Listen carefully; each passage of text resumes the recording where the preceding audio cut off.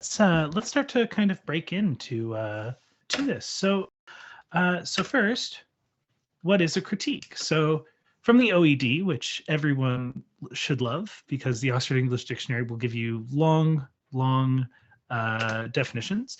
An A critique is an essay or article in criticism of a literary or more rarely an artistic work, a review, or the act or art of criticizing, criticism.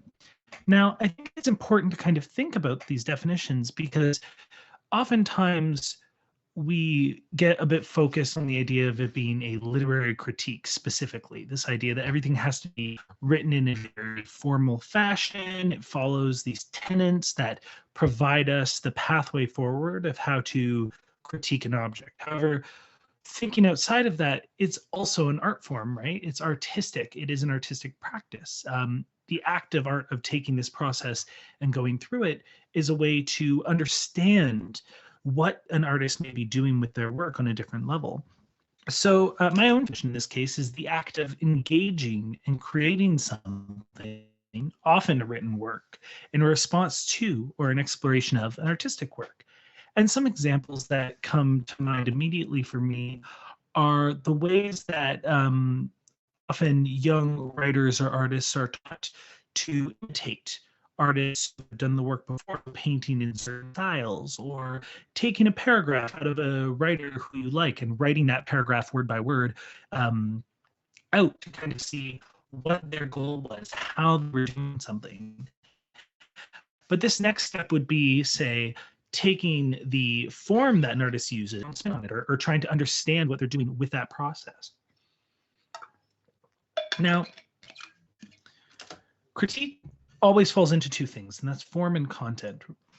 Really, form is how we make our critique. So in this case, we might be doing a written paragraph about 250 words, which is the size that seems to be best for this process that we're doing. An art piece, a voice clip, or whatever your imagination uses. When we engage in art and we think on things and we're going through this process, it's sometimes good to think on what I use. So I'm hearing from a lot of you, like all these different cool backgrounds that you have, like goldsmithing, graphic design, like singing, like hobbies and like cooking, running, all of these kind of processes.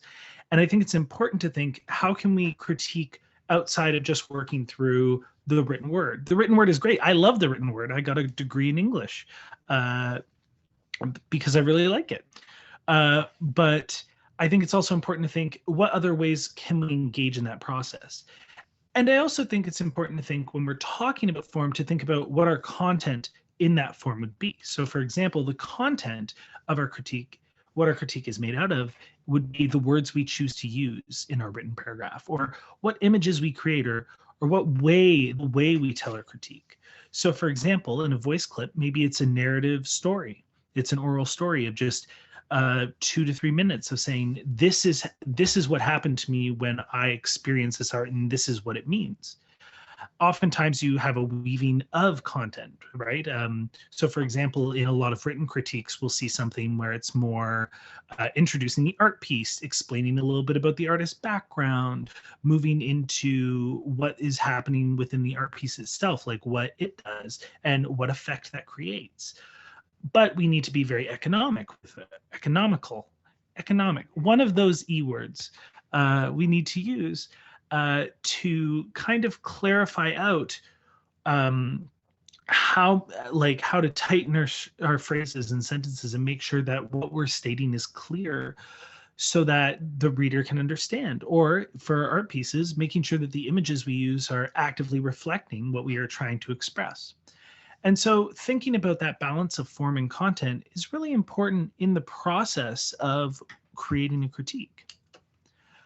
From there, it's important to frame ourselves within a critique. And this is something I really wanted to focus on, because I think that in a lot of processes of critique, classically, it's very much about this belief of distance, that we can separate ourselves from the art and provide a distance. But I don't really subscribe to that much anymore in terms of how to think about art or how to engage art, especially when it comes to critique.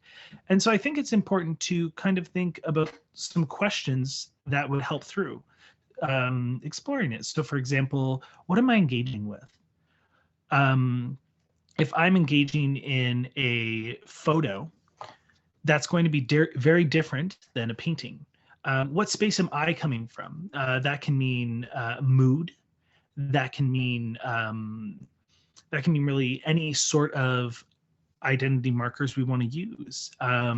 It can mean background. For me, one of my backgrounds, I played hockey for like 16 years. And so if I see something about hockey, that might have a very different effect than somebody who has never even seen the sport. Where am I from? I think this is a really important question because when we're talking about how to engage, say, like regional or colonial slash post-colonial ideas, we really need to identify how we might engage with those pieces when we are connected to the land in different ways. So, for example, like if I myself am from Windsor and I'm at the Art Gallery of Windsor and I'm seeing pictures of Windsor and development of Windsor, I may have a very specific reaction through the lens of gentrification as a poor person. But if I'm not from Windsor, and I'm from, say, Toronto or Nova Scotia or out west, and I'm coming into this place and I'm seeing this regional work, I'm going to have a very different experience. I'm not going to have certain reactions to a piece. And so identifying that overlap is a good way, or even that tension is a good way to kind of think through that process. And then how does my identity intersect with this art piece, which I think is a really important question because we're more likely to seek certain things out. One piece that I was drawn to is a untitled 2001 photo in the art gallery collection, which talked a lot about this idea of like, not even talk. I get that's a hard statement to say in this case because I'm just looking at a photo on fire, which we'll see later.